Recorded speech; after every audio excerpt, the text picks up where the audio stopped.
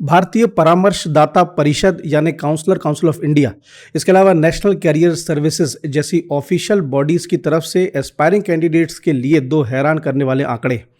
पहला ये कि भारत में 50% से ज़्यादा कैंडिडेट को अपने ग्रेजुएशन के मिड यानी बीच में आके पता चलता है कि वो गलत ग्रेजुएशन में आ गए। इसके बाद जो दूसरा आंकड़ा है वो ज़्यादा चौंकाने वाला है, जिसके ऊपर ये वीडियो है, वो ये कि 80% से ज़्यादा कैंडिडेट के जो रिज्यूम है वो सही समय और सही दिशा में ना बनने की वजह से सिलेक्शन रेडी नहीं हो पाती और रिजेक्शन हो जाता है, प्रॉब्लम्स होती है। ये वीडियो जितना छोटा है उतना इंपॉर्टेंट है, प्लीज़ लास्ट तक देखिएगा। सबसे पहले ये बात कि ये वीडियो इस बारे में नहीं है कि आपको एक इफेक्टिव और सिलेक्शन रेडी रिज्यूम कैसे बनाना है। इसके लिए ऑलरेडी चैनल पर वीडियोज़ हैं, आप जाकर के चेक कर लीजिएगा। इस वीडियो के माध्यम से हम ये बात करेंगे कि आखिर प्रॉब्लम कहाँ आती है, कि किस वजह से रिज्यूम एक इफेक्टिव बन नहीं पाता है, कौन सा ऐसा सेक्शन है।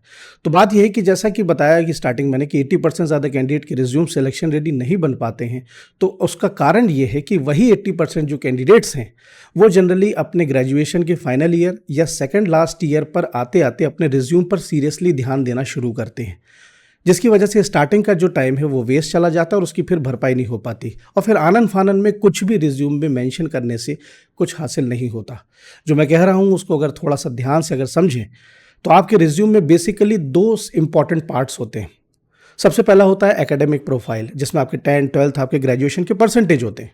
इसके बाद जो दूसरा इंपॉर्टेंट पार्ट होता है वो होता है अचीवमेंट्स का, स्किल्स का, कि क्या आपकी कैपेबिलिटीज़ हैं, जो कि सिलेक्शन के पॉइंट ऑफ व्यू से ज़्यादा इंपॉर्टेंट पार्ट है। और वो जो चूँकि सही समय पे ना भर पाने के कारण, मेरे कहने का मतलब कि फाइनल ईयर तक अब आप अगर अचीवमेंट्स और स्किल सेक्शन को भरना शुरू करेंगे रिज्यूम के, तो उसके लिए 1 साल या फिर 6 महीने पर्याप्त नहीं होते और वो खाली रह जाता है, जिसकी वजह से प्रॉब्लम्स यहाँ पर आती है। तो इसका सॉल्यूशन क्या है? Very simple. Right from the day one, first day आपके ग्रेजुएशन से आपका जो गोल है, जो एम्स है, जो ऑब्जेक्टिव है कि आपको ग्रेजुएशन के बाद क्या करना है एग्जैक्टली, वो बिल्कुल फर्मली डिसाइडेड होना चाहिए, स्पेसिफिकली एक्सक्लूसिवली तय होना चाहिए right from the day one. इसके बाद जब आप डे वन से अपने उस अचीवमेंट्स और स्किल सेक्शन के ऊपर काम करना शुरू करते, तब जाकर के आपका एक रिज्यूम इफेक्टिव बनता है।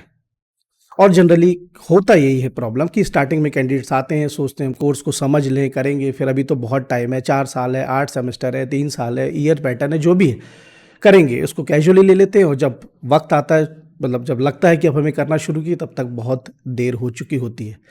तो एक कुछ एग्जाम्पल से इसको मैं एलाबोरेट करता हूँ। सपोज अगर आपने इंजीनियरिंग की सिविल ब्रांच में एडमिशन लिया है, तो सिविल ब्रांच में भी 10 से ज़्यादा सेक्टर्स होते हैं। तो right from the day one आपका डिसाइडेड होना चाहिए कौन सा सेक्टर में आपको जाना है ग्रेजुएशन के बाद। उसके हिसाब से ही आपको अपने अचीवमेंट एंड स्किल सेक्शन के ऊपर वर्क करना पड़ेगा।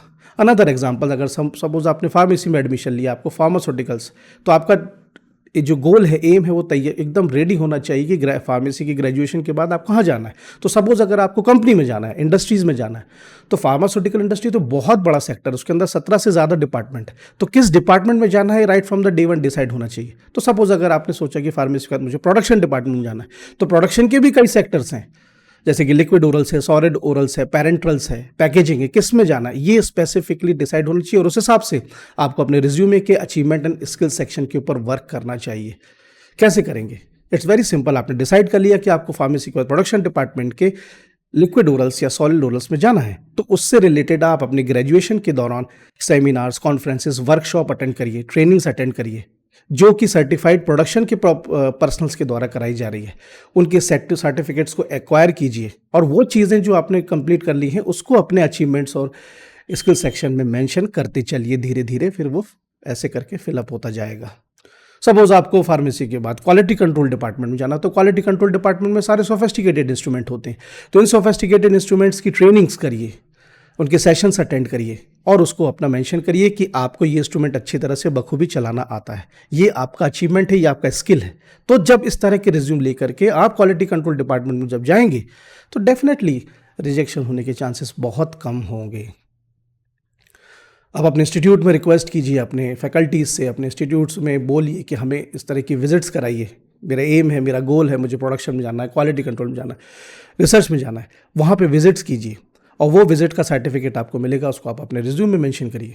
यहाँ पर विशेष ध्यान रखिएगा कि जो मैं बोल रहा हूँ अचीवमेंट एंड स्किल वाला सेक्शन, उसको मेंशन करने से काम नहीं चलेगा, उसका प्रमाण भी देना पड़ेगा, प्रूफ भी देना पड़ेगा। तो इस तरीके से सेक्शन आप करिए। सपोज आपको अपने ग्रेजुएशन के बाद एकेडमिक्स में जाना है, आपको किसी यूनिवर्सिटीज़ में प्रोफेसर, एसोसिएट प्रोफेसर, इस तरह से अपना कैरियर को एक्सप्लोर करना है, तो वहाँ पर ज़रूरत होती है पोस्ट ग्रेजुएशन की, पीएचडी की, और वहाँ पे एकेडमिक परफॉर्मेंस इंडेक्स बहुत इंपॉर्टेंट एक पैरामीटर होता है, जिसके तहत ये आता है कि आप में मतलब जो आपकी टीचिंग कैपेबिलिटीज़ है वो कैसे रिफ्लेक्ट होंगी, क्या प्रमाण होंगे उसके। तो उसके लिए डे वन से आप अपने ग्रेजुएशन में आर्टिकल्स पब्लिश करिए, जर्नल्स में पब्लिश करिए, सिम्पोजियम अटेंड करिए, वर्कशॉप, कॉन्फ्रेंसेस, सेमिनार अटेंड करिए, इसके बाद ये सर्टिफिकेट्स आप मेंशन करिए। तो कुल मिलाकर के कहने का मतलब ये है कि जो भी आपका एम है, गोल है, उस हिसाब से ही आपको अपने अचीवमेंट और स्किल सेक्शन में आपको कंप्लीट करना पड़ेगा। तो गाइज ओवर एंड ऑल अपने ग्रेजुएशन के डे वन से लेकर के जब आप अपने रिज्यूमे के इस सेक्शन के ऊपर काम करना स्टार्ट करते हैं, तब जाकर के एंड डे तक आपका रिज्यूमे एक इफेक्टिव प्रॉपरली बनता है। सिंपल सी बात है कि अब आपके 10th-12th आपके एकेडमिक प्रोफाइल में 90% से भी ज़्यादा है, लेकिन ये रिक्रूटर्स हैं, इनको उससे कोई लेना देना नहीं है। आपके अचीवमेंट्स क्या है, आपके स्किल्स क्या है, आप उनके कितने काम के हैं, बस वही देखा जाएगा, जो कि प्रमाणित होता है आपके अचीवमेंट एंड स्किल सेक्शन के साथ। इस वीडियो को मैं एक एग्जाम्पल से विराम देता हूँ। आज से कुछ 4-5 साल पहले की बात है, एक सिम्पोजियम में मुझे कैंडिडेट मिला, मुझे एस्पायरिंग कैंडिडेट मिला, मैं उससे जानता नहीं था। वो मेरे पास आया, बोला सर मैं आपकी वीडियोस देखता हूँ, काफ़ी हेल्प करते हैं और मुझे भी बहुत अच्छा लगता है कि मेरे सब्सक्राइबर से मैं मिल पाऊँ और उनसे सबसे इम्पॉर्टेंटली जान पाऊँ कि मेरी वीडियोस उनके कैरियर में कितना मदद कर पा रहे हैं और कहाँ मुझसे कमियाँ हो रही हैं, मैं कैसे इम्प्रोवाइज़ कर सकता हूँ। तो मैंने उससे काफ़ी डिस्कशन किया। फिर उसके बाद मैंने पूछा कि क्या कैरियर में तुम्हारा प्लान है, तो उसने बोला कि मेरा जो एम है, जो गोल है, वो शू टेक्नोलॉजी में जाना है, मुझे शू का डिज़ाइनर बनना है। मतलब आप देखते हैं कि हर सेक्टर में कॉम्पिटिशन है, बाज़ार में इतनी सारी कंपनीज़ हैं जूते की, शूज़ की, जिसमें कि इफ़ेक्ट बहुत अच्छे अच्छे स्पोर्ट शूज़, लेदर शूज़ सब आते हैं, तो इसके पीछे एक बहुत बड़ी डिज़ाइनिंग टीम होती है, उसमें उसे जाना। तो मैंने बोला, पूछा उससे कि तुम क्या करते हो, तो मैंने बोला, उसने बोला कि मैं प्लेन बीएससी ग्रेजुएशन कर रहा हूँ। तो मैंने बोला you are in a wrong field, लेकिन बोला कोई बात नहीं है, उसके लिए अपना वर्कआउट करो। तो उसके बाद उसने उसके सेशन लिए, ट्रेनिंग्स करी, सर्टिफिकेशंस किए, कोर्सेज छोटे मोटे किए, एंड टुडे आज की तारीख में he is one of the leading designer in Reebok company. आज भी मुझसे जुड़ा है, ईमेल्स और हम लोग फेसबुक में बात करते रहते हैं। तो गाइस इस तरीके से आपका जो एम एंड गोल है वो बहुत क्लैरिफाई होना चाहिए, बहुत स्पष्ट होना चाहिए, और उस हिसाब से ही आप अपने रिज्यूमे में अपने अचीवमेंट्स को मेंशन करें। मैं आशा करता हूँ कि ये वीडियो आपको मदद थोड़ा बहुत हेल्प किया होगा। अच्छा लगा हो तो प्लीज़ लाइक शेयर ज़रूर कीजिएगा। और हाँ, स्टार्टिंग में बोला नहीं आज कि चैनल को सब्सक्राइब किए बिना मत जाइएगा। जल्दी मिलूंगा अगले वीडियो में। Till then stay motivated, work smarter and good luck.